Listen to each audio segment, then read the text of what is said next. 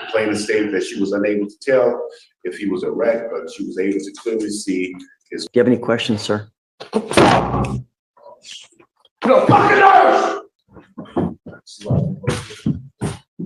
All right, everyone. Today's court session was something else. What started as a routine hearing quickly turned into one of the most chaotic moments I've seen in a courtroom. The defendant, who's facing charges for inappropriate conduct, in public completely lost control during the proceedings. From the start, the tension was clear. The defendant didn't seem focused or composed, and within minutes, his behavior took a turn for the worse. Instead of cooperating or following court protocol, he began shouting and behaving erratically. At one point, he even slammed his head down on the table out of frustration. The judge did their best to maintain control, but it was obvious. Good morning, sir. What was the last name again? Lane, Brandon Lane, yeah.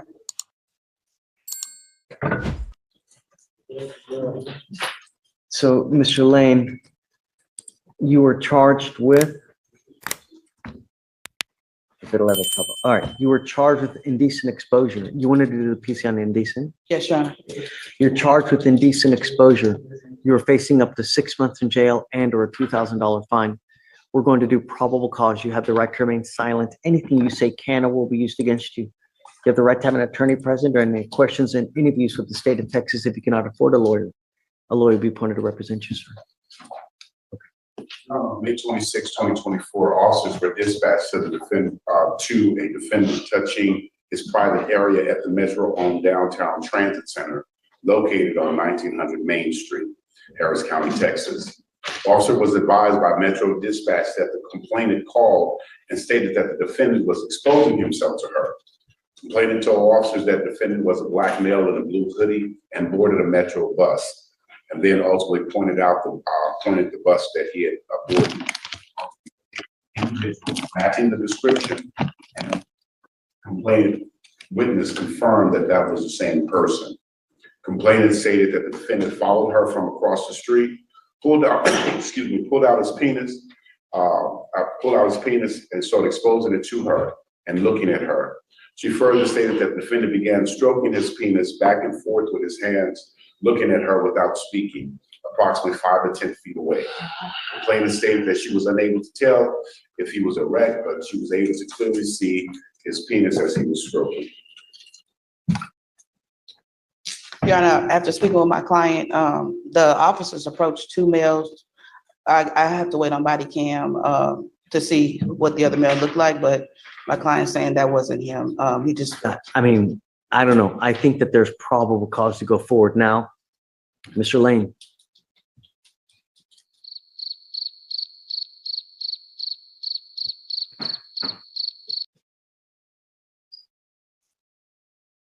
Mr. Lane, we will get the body cam to ensure and see if that is in fact you, because we don't know.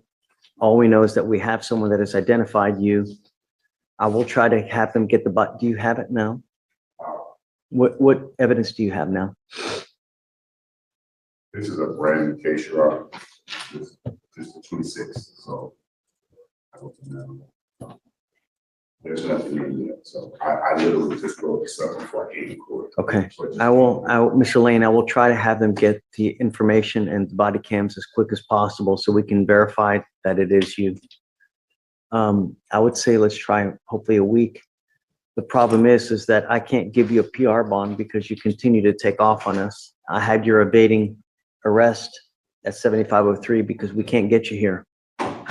So, okay. Do you have any questions, sir? No fucking nerves!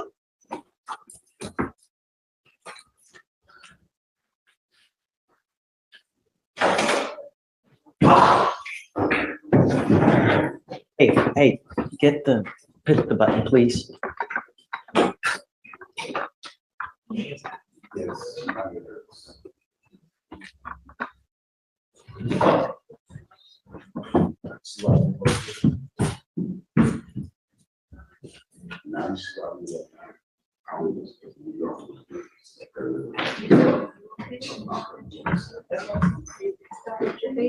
Not the best time for me.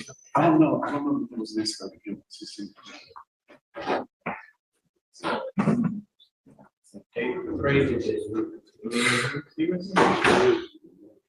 All right, same thing happened down there with me. That was, no. Hey, Ms. Hayes, can we have him evaluated, please? On his previous case, Your Honor, his first case in your court, he was already set for a mental health evaluation, but he absconded. He's homeless.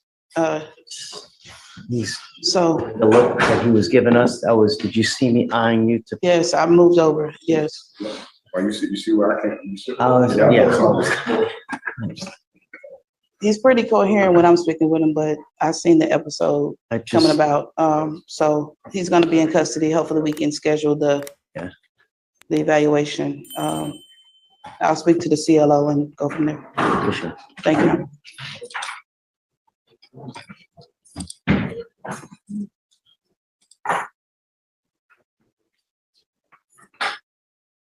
Obvious the courtroom had descended into complete disorder.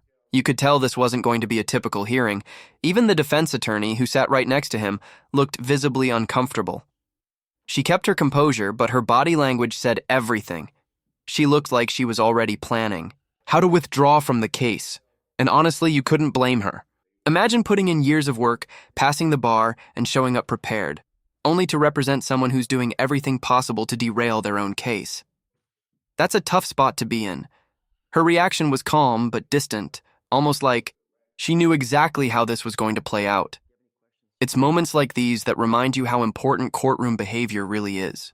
Whether you're a defendant, attorney, or witness, there's a certain level of respect and order that's expected. When that breaks down, the consequences are real. This guy wasn't just facing the original charge. His actions in court might now lead to contempt charges too. If you are in the box, do not talk to your client while we're on the record. How do you know we're on the record? Because I call the style of the case. I keep saying that.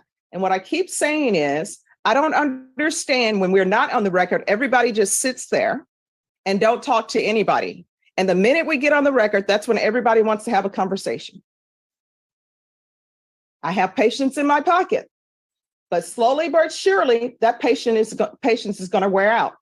Everyone who's on the trial docket, if you are on the trial docket, you need to have the court coordinator or the clerk pull your file so I can let you know when you can be back here for trial, because we're not going to do this thing where everybody is rushing up here at 12 o'clock when we're actually taking our lunch at 12, because the prosecutors need a break at 12.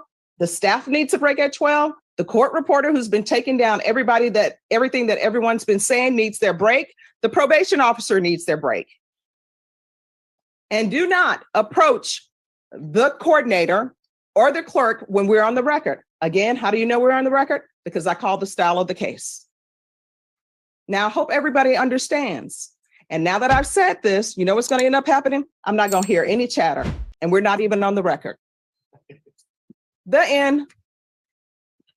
Disrupting court, refusing to comply, and behaving aggressively can lead to serious penalties, including jail time. To make things even more intense, the next hearing on the docket involved Judge Boyd. She's usually calm and measured, but today, she had to raise her voice. The courtroom was full of attorneys all talking over one another, trying to rush forward before being called. It looked more like a crowd at a busy event than a professional legal setting. Judge Boyd didn't hesitate. She quickly stopped the noise and reminded everyone that court is not a free-for-all. Her job is to maintain structure and fairness, and when that starts slipping away, she has to act. Her message was clear. No one is above the rules, not even the lawyers. It might have seemed surprising to see her so firm, but honestly, she was doing exactly what needed to be done. Judges deal with heavy caseloads and need to keep things moving efficiently. When people get disruptive, it throws everything off track. Back to our earlier defendant. He came into court presumed innocent, but his behavior painted a very different picture. He wasn't helping his case in any way. If anything, he made things harder for himself. And it's important to remember that court isn't just about the legal facts. It's also about how you